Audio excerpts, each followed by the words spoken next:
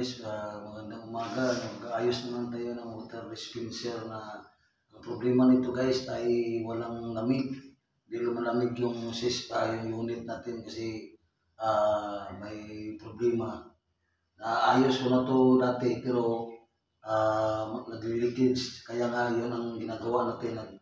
Sinusulda natin yung linya. Ito ipakita ko sa inyo mga guys. Tingnan nyo. Ito yung sinusulda ko mga guys. So yan o. Yan. Yan yun siya o. Sinusulda ko.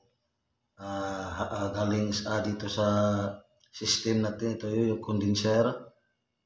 Yung papunta ng dryer, filter dryer.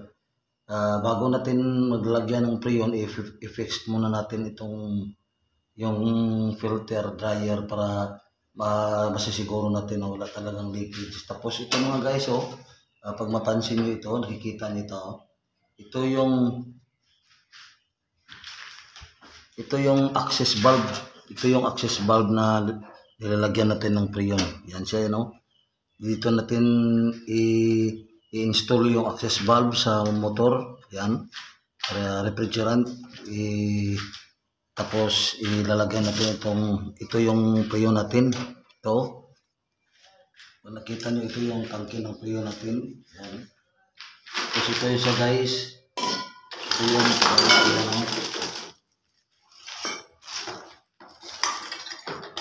yan, ito yung guys. Ito yung hose na red hose. Ito natin lagay yan sa freon. Sa tangke ng freon yan. Yan. Lalagyan natin siya dyan. Yan pressure yan Tapos itong blue hose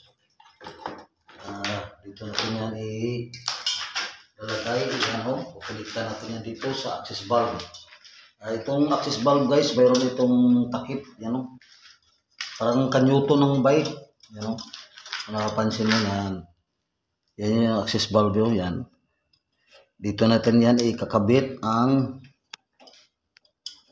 ating para lalamig ang unit natin.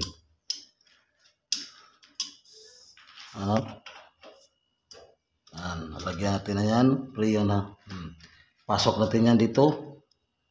Ang blue hose sa linya.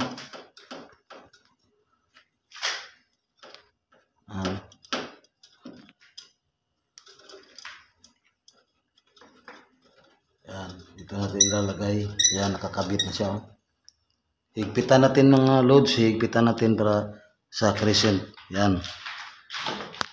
At ito na siya guys, yung pressure gauge natin, yan, kung napansin mo, nakakabit na.